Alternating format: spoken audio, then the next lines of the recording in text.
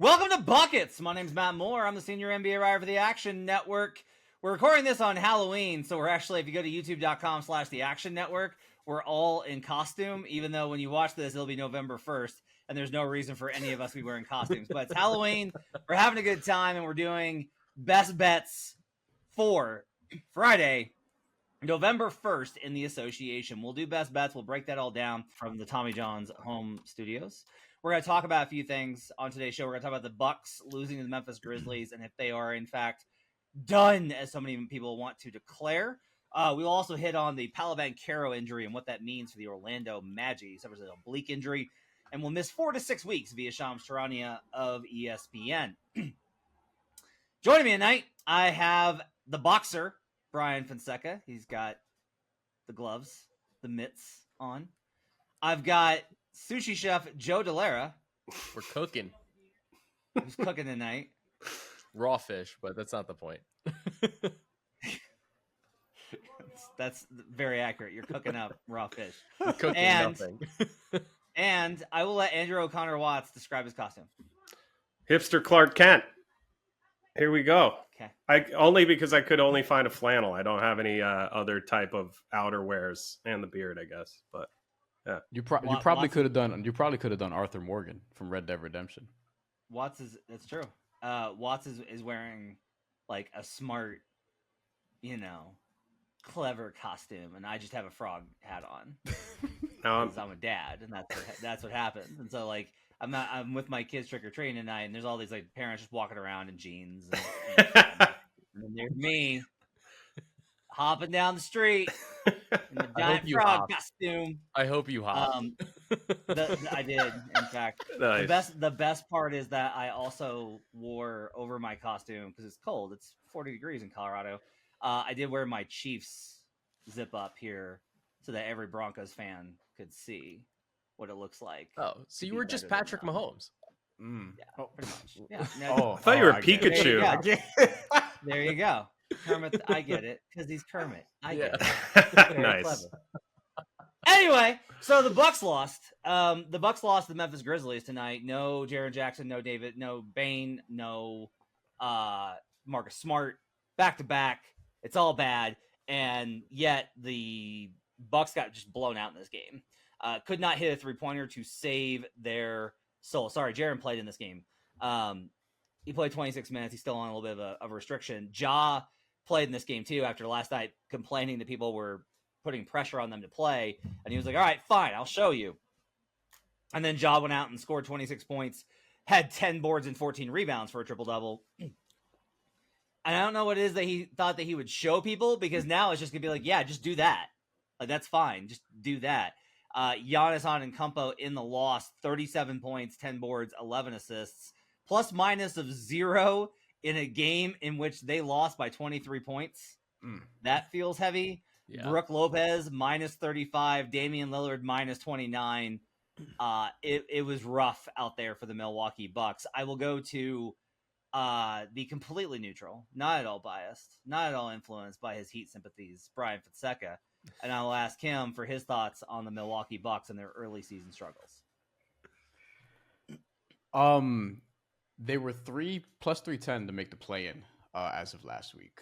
Okay. I haven't checked recently, but just in case, because they're 1-4 and it's not looking great. I just don't like this team at all. I don't like watching them at all. Damian Lillard, by the way, 4 points, 1 of 12 shooting that came by.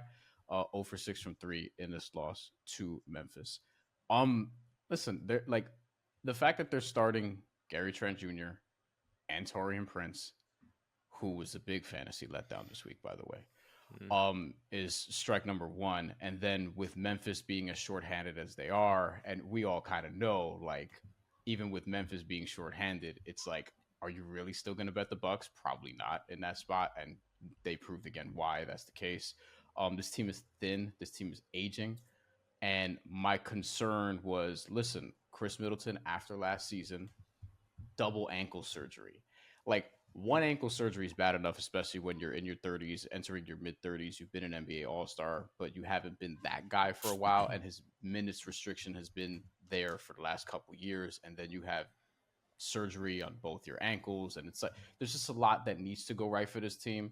I don't know how much Doc Rivers is capable of, and I don't mean this as a slight, but how much he's capable of healing things, so to speak, because it just looks so imbalanced. And now you're starting to see the reports about, hey, is Giannis going to ask out? Which this was happening at one point. They were able to fix it. They won a title. But now we're back there. Giannis is going to be 30 also, low-key, in a little over a month, which is a piece of this. So I don't want to overreact potentially, but coming into the season, all of us were pretty nervous about this team to begin with. And I think there's a real world where the slide could be pretty bad. I mean, look, I try and keep some semblance of perspective here. Like on opening night, Bryan was like, "Do you guys really care about the first game? Like, you're not going to remember it." And I do. Like, I think the first game actually has some importance because it kind of sets the tone.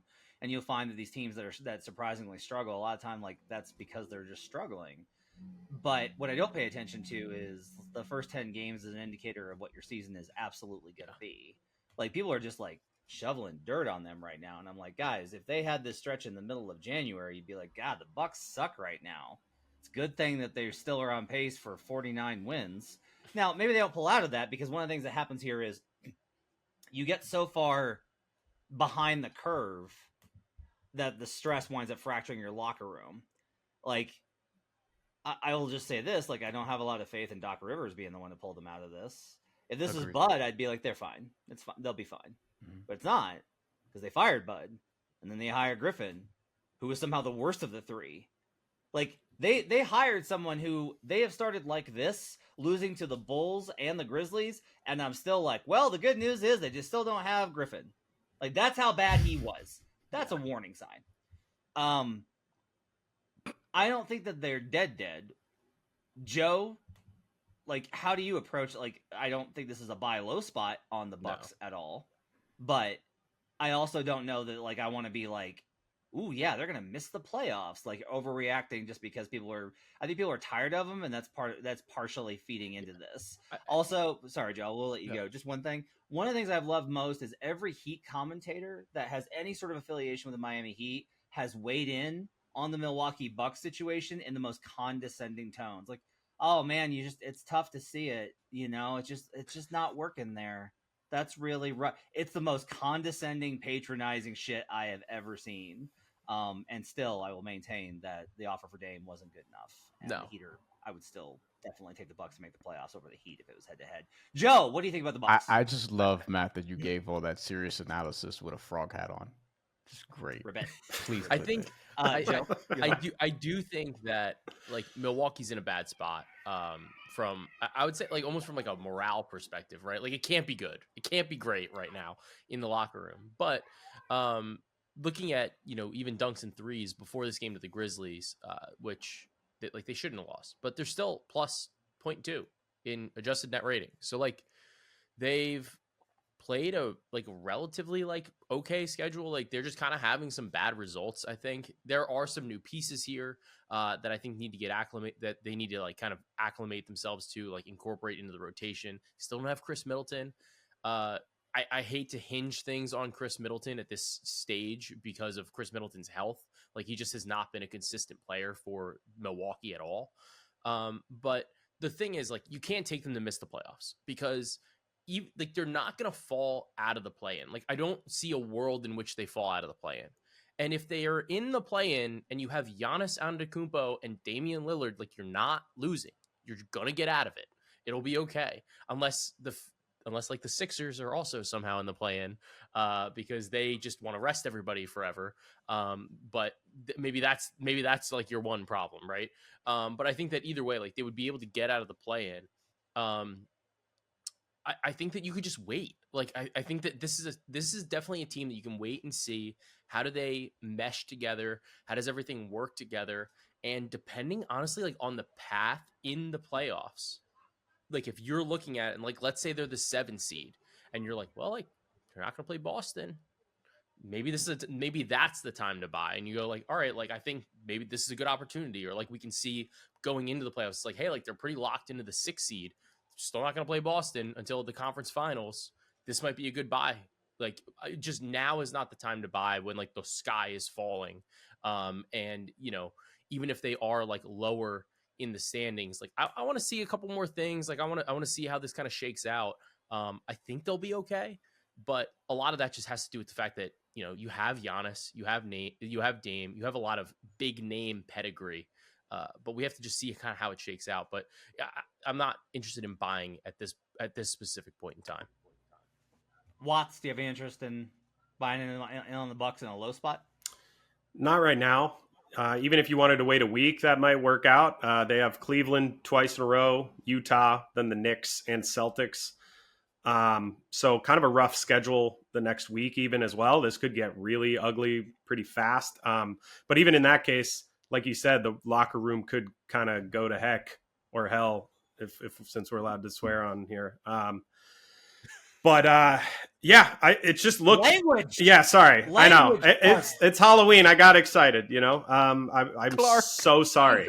I am so sorry. It's looked terrible. So even with the you don't want to. I'm definitely not shoveling dirt on their grave for Halloween.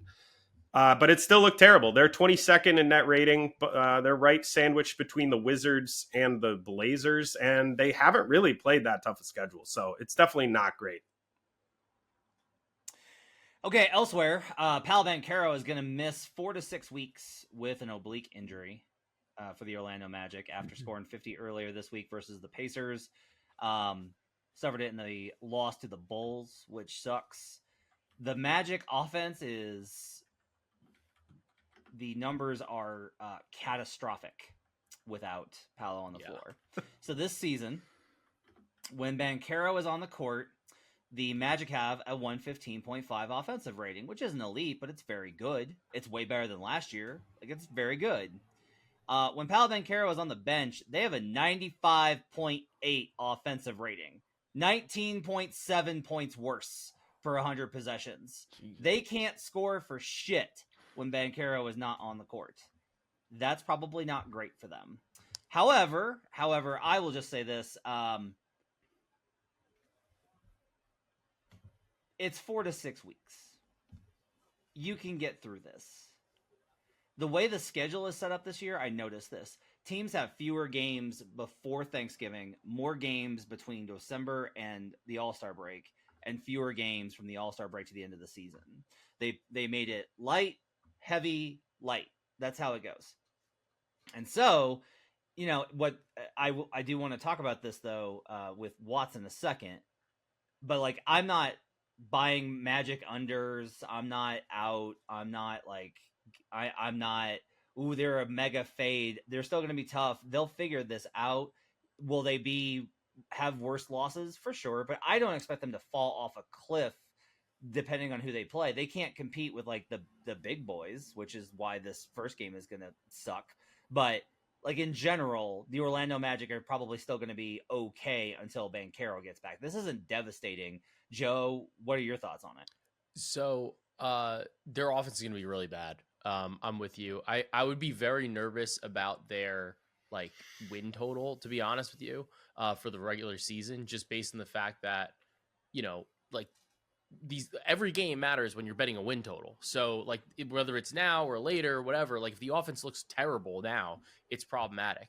One angle that I think we can kind of try to maybe take advantage of is actually in the NBA Cup.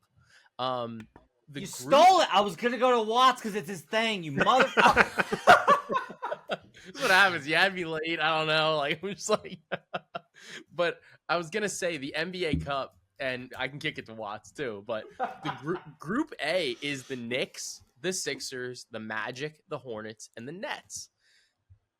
That kind of opens some doors, I think, honestly, for a lot of teams, because the Sixers just are not interested in anything right now.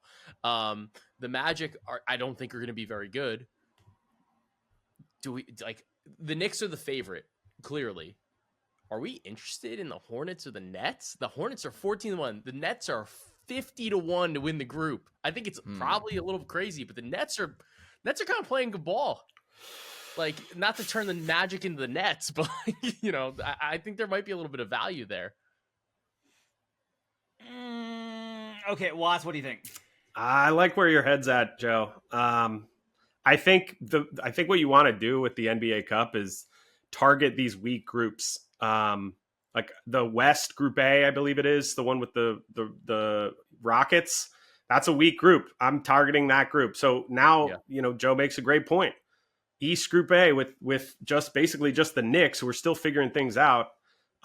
There's definitely going to be value on the Nets or Hornets. And the Nets, both teams have not looked terrible. I was pretty low on the Nets going into it, but they just kind of have a lot of adults in the room, and this early, they're probably not going to be selling for parts during this NBA Cup time. So, I don't hate the Nets. I kind of like the Hornets too. I mean, I think I know, Bryan, you were high on the Hornets coming into the season. And they've been not overly impressive, but they've been kind of hanging tough a little bit. So I think that's only going to improve as Charles Lee and that crew kind of get some more chemistry. We thought their defense was going to be good. It has not been that great, but that's definitely something that comes with time. And that's definitely very, dependent on chemistry and communication and understand, knowing how to work with the guys around you. So I definitely like the look at Hornets or Nets. I don't necessarily, I would have to look at the numbers to pick one of those right now, but yeah, it definitely makes that group vulnerable. I also think unders are going to rip for the Magic because they might just never score and their defense is going to be great. So keep that in mind too. Yeah, I looking at like the on-off splits, honestly, it's really fascinating without Paolo because basically the biggest beneficiary, like if you look back to last year, like, or one of the biggest beneficiaries is Cole Anthony sees like a pretty significant jump in his points per 100 possessions. So I wonder like if he gets a little bit more burn. And even even if we look down the roster, Franz sees about like a 6 points per 100 possessions difference without Paolo. So curious to see, as I feel like there's been like a little bit of criticism about Franz, like in terms of like, can he take another step? And like we saw it a little bit with like Memphis last year when they had a lot of injuries. Paolo being out for 6 weeks could be actually, in a way, like 4 to 6 weeks could in a way be a good thing for like the Magic overall over like the long term, because maybe they can find like a little bit more offense like somewhere else on the roster. I have a plan, but I want to get Fonseca's thoughts first. Go. First of all, fantasy wise, Anthony Black. Go True. Look for him in your waiver wires. That's one. Two, I still think the defense can be really good. So I wonder how they're going to be in some of these games. The thing that sucks about the Paolo injury is like, while I don't think like I'm not going to run to fade them all the time, they're in the middle of a road trip right now. And it's Cleveland, Dallas, OKC, Indiana. Those are tough games on the road before they have like a big homestand. And then it's like New Orleans, Washington, Charlotte, Indiana, Philly. And those include, a couple of NBA Cup games, but still like, the schedule is not the easiest, at least in the immediate. Even some of the home games, a couple of the home games. I mean, Washington is Washington. They'll start losing more games at some point. I'm stunned that they have multiple wins at this point of the year, but we've seen shit. Shit happens. They have a lot of road games coming up though, between basically November 18th and December 6th. You have a stretch there where it's 9 road games out of 11 games total. The only home games are against the Pistons and the Bulls. And while the road games do include the Nets a couple of times, you still have the Knicks, you still have the Sixers twice, you have the Lakers, you have the Clippers, you have the Suns, you have the Hornets. Like, Orlando's gonna have to like steal some games here. And I do wonder, to Joe's point, like, okay, is this going to be, because we've seen this in the NBA plenty of times. We just saw this with Memphis in the Milwaukee game. Sometimes injuries could sort of just clear the pathway. And if Jonathan Isaac could actually like play, I think his usage will be interesting. Evergreen. If he could just play, just get out there. And then obviously, like, will we learn more about what Jalen Suggs has to offer from an offensive perspective who has already made a little bit of a leap this year offensively. Well, we learn more about Anthony Black, who's starting to come into his own a little bit more, who I liked going into that draft and is getting some real minutes now. And we'll see where some of the other pieces fall. But I think some of those guys, and then, I think Kentavious Caldwell-Pope, like the shooting will come around. It's really, really bad right now, but I don't think he's going to shoot 17% from three the entire season. Okay. I just need yes, no's. Agree. We don't want to bet Sixers at all, given Embiid's situation in the cup. Bryan. No, I'm not betting Sixers. Watts. No. Joe. Am I ever betting Sixers? No. Okay. Let's take Joe. Nets out. Let's take Nets out. They're fun, but we need to think about like the Nets have like a good chance of going 500 in group play and ruining someone else's chance at the cup, not winning group play. Yeah. Okay. Sure. That's probably the way to go. Hornets though is interesting. Yeah. I got two numbers for you. All right. First off is let's look at Hornets plus 1,400 at DraftKings to win Group A. And at Bet365, NBA Cup MVP Karl Anthony Towns 40-1. Ooh, Joe probably doesn't like that one, but my favorite part about the Hornets bet is the Hornets play the Magic first. So we know that Paolo will not be playing in that game. yeah, It's a certainty, right? So that's probably one of the biggest edges we can have, right? And then even when we look at it, the Sixers play the Magic next. Then you have I'm like looking at the schedule right now. So the Magic play the Nets, and then the Magic play that's it. The Magic play the Nets, and the Magic play the Knicks last, actually. So the December 3rd game is the Magic and the Knicks. That game, there's probably a chance that Paolo's back for that game. Slim, but there's a chance. But it's for the Knicks game, it's at home for the Knicks. It's at home for the Knicks. But it's definitely like a greater edge on the Hornets like earlier, right? Because the Hornets play the Magic first. So like you're getting them at the weakest point, and they're 14-1. Yep. And the Hornets play the Sixers last, which honestly you just never know like when somebody on the Sixers is going to be on the injury report. So I mean, you would assume that slightly more likely that they play that Embiid or Paul George plays then as opposed to one of the earlier games. But yeah, you just never know. By the way,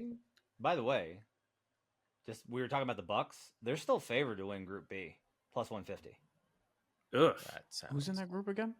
Pacers plus 215, Heat plus 290, Pistons plus 1,500, Raptors 2,200. Oh, that's not. I mean, Pacers. The Pistons. I mean, I'm thinking. You can't hate the Pacers there.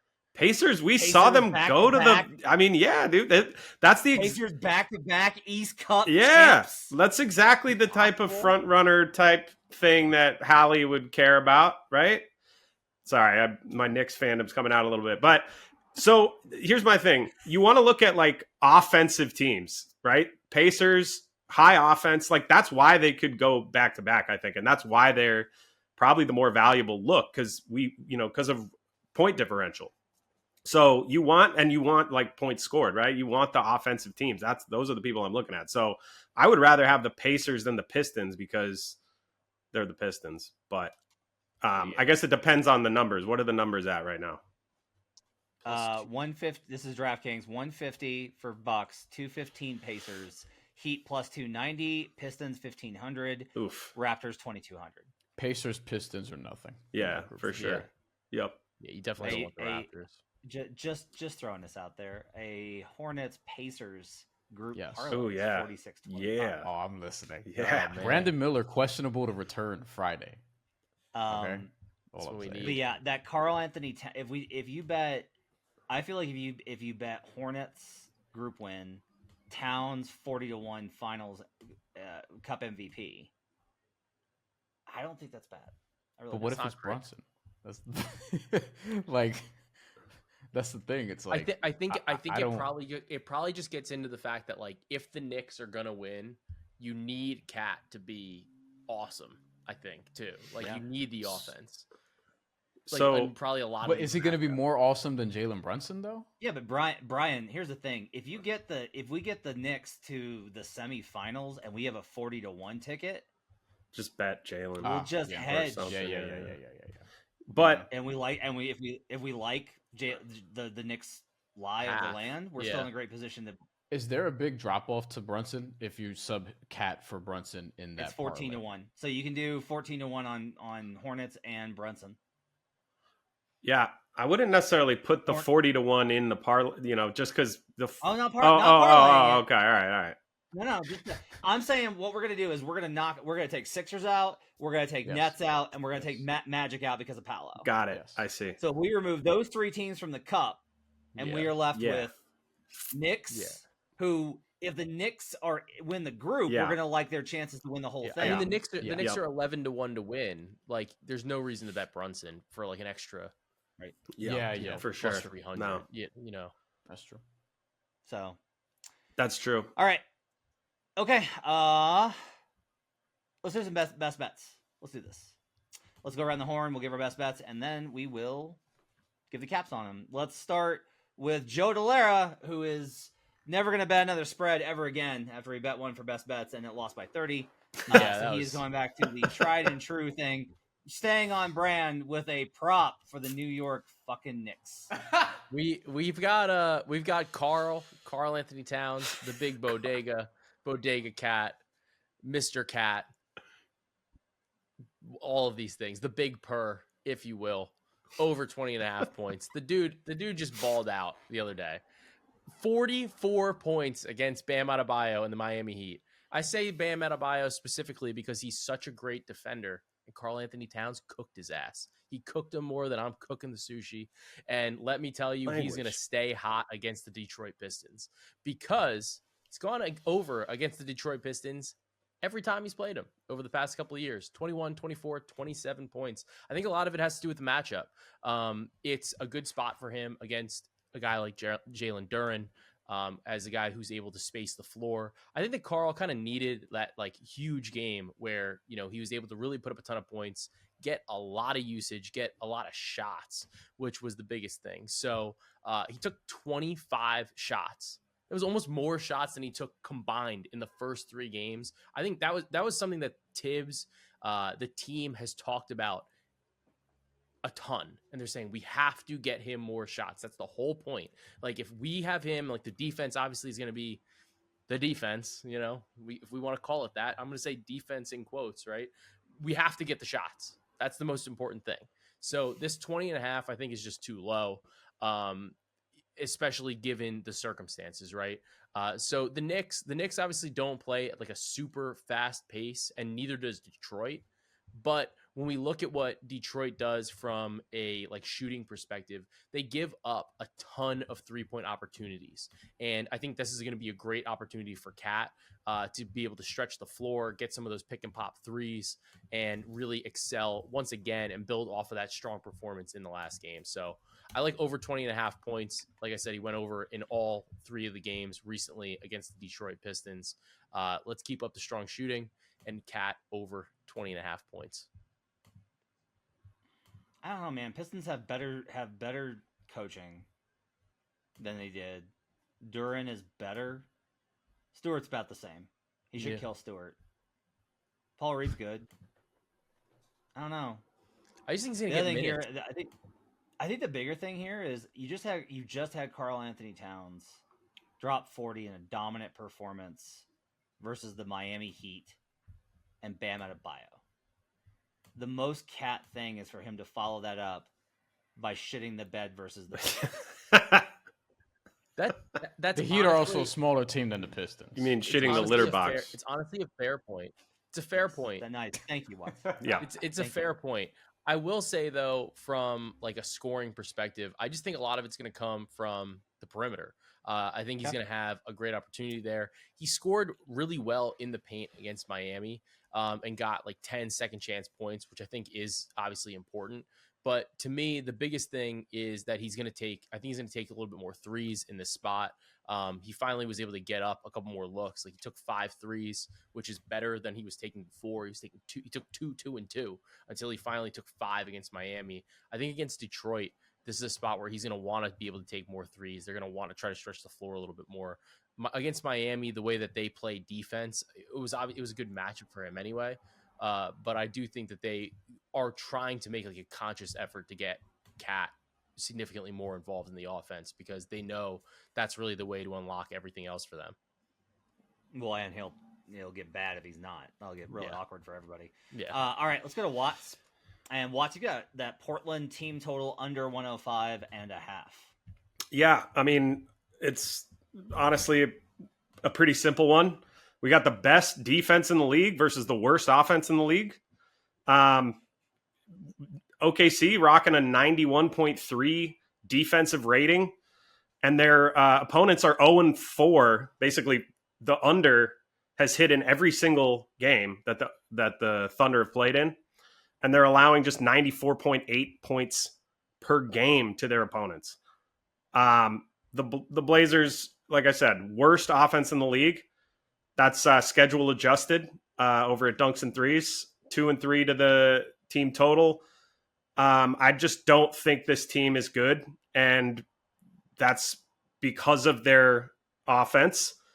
106 doesn't seem like that high a number, but I mean, I think this is going to be like a 90s style. We just saw the Thunder beat the Spurs with the Spurs scoring, I think it was 93 points last game. I don't think that the Blazers are going to score more than that. Obviously, this is a different game, different pace, but the Blazers are, I believe, 28th in pace. I forgot to write that one down. They're bottom third in pace for sure. I don't remember the exact number, but I have this 102.3 projected. So I like this all the way down to 103.5. There's 2 points of leeway here. I'll take the under all day. I worry on this one just from I'm just playing devil's advocate here. From the perspective of when teams like the Thunder face teams like the Blazers, they tend to be like, we could just kind of have fun here. Like we can just kind of run up and down. Like, yeah, they'll score, but like we're gonna score so easy, it doesn't really matter. That said, I do have the Portland Trailblazers on current season numbers projected for 73 points in this matchup. So yeah, I would say that there's a pretty good shit, and that's not what I would say is actually going to happen. That's less than 105, right? That's less. That is okay. less than 105. Right. Okay. Yeah. So, yeah, don't blame you there. Okay. It's one of those where it seems very obvious, and I don't like to overthink these things and go the other way. So I don't mind this play. All right. Fonseca, Jared Allen, double minus 125. Talk to me. Yes. Without Paolo Banchero, the rebounds for Orlando are going to be something to watch. He was obviously one of their best is one of their best rebounders. He's not dead. Us. Yeah, he's still with us, and we'll be back during the NBA season, hopefully sooner rather than later, because he was killing it. Shouldn't have made a dead joke there. It's Halloween after all, though. Jared Allen did have 16 and 18 and 16 and 20 against the Magic in the playoffs last year at home. This game is at home.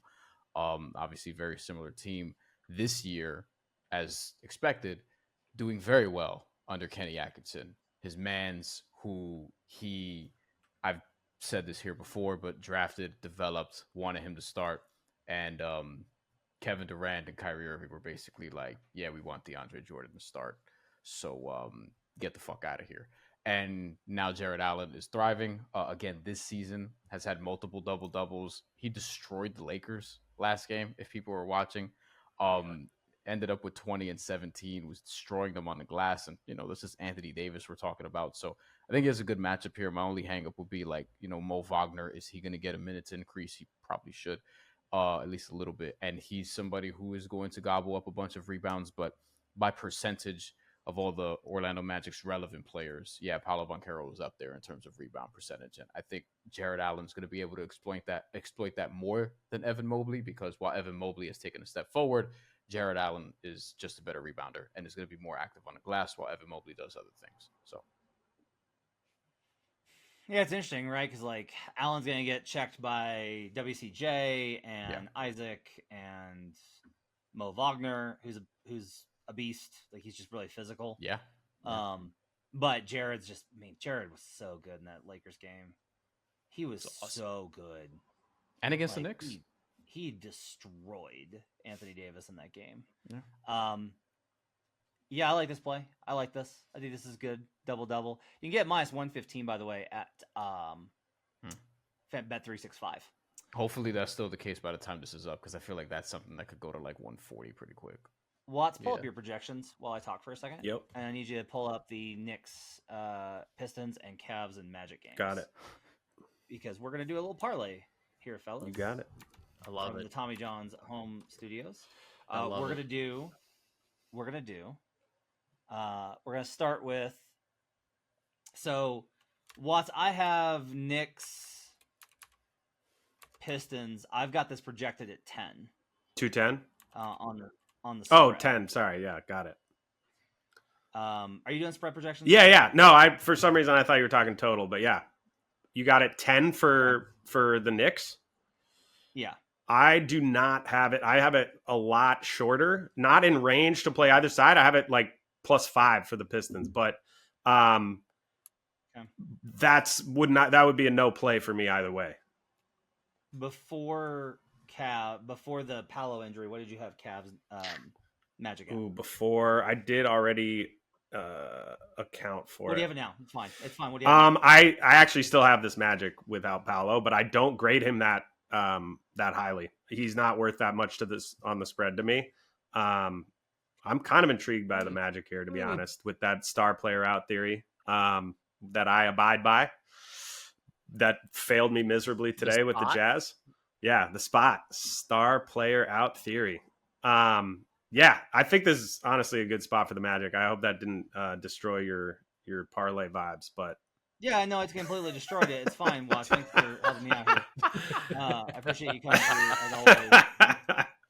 That means good news for Jared Allen's double though.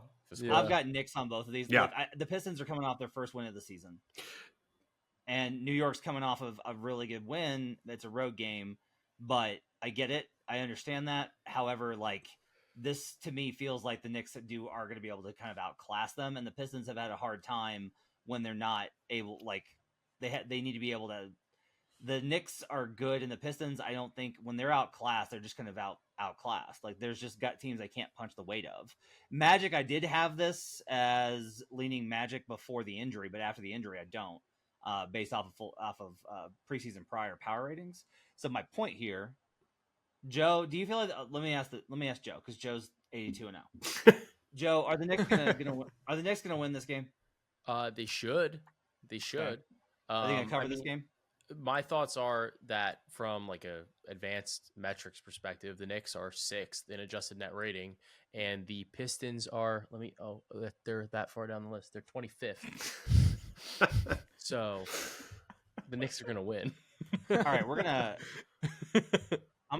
keep it easier. You still have it Knicks favored, yes, Watts? I do, yeah.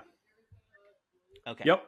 So I'm gonna move this from spread to money line, and we're gonna lose a little bit of value, and that's fine because Watts is kind of whiny, and that's fine. He gets to do that. I assume we agree on Cavs are probably. Do you think the Magic win this game? No, I was not adjusting for home court in that last one. With home court, Okay. This is like not in range at all for me. So I was looking at the wrong one, but it's still 5 for the Knicks because I don't really give any home court to the Pistons. All right, that's fine. We'll just keep this simple. Towns 20+ points, Knicks win. Jared Allen double, Cavs win. That combo at Bet365 in a dual same game parlay is +405. Just need the wins by the favorites and the props we got here. What do we think? Okay. Yeah, let's do it. Yes? Let's do it. Yeah. I like it. All right, like we're it. doing that. Karl Anthony Towns 20+ points, Knicks money line. Jared Allen double, Cavs money line. We're doing a chalky Chalkerson parlay here on buckets. Let's lock do that it. in at plus 405. What could possibly go wrong? What could possibly go Yeah, the wrong? Magic I aren't would- gonna- well, I would- The thing, They you know won't what's win gonna out, go right? wrong is the thing that's going to go wrong is that we should have taken the spread. We should have laid the points. Yeah. The Knicks are And going to then win maybe by like too 20 much. point wins on both of them. Towns or That Jared would've Allen been- gets in foul trouble.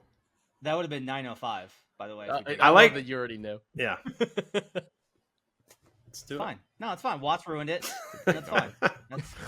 That's okay. Damn it. I'm just Mark. here to save the All day, right, guys. All right. Trying to save the day. It's going to do it for Buckets here on Halloween. Thanks for joining us. Appreciate you guys being with us. Happy start to your November.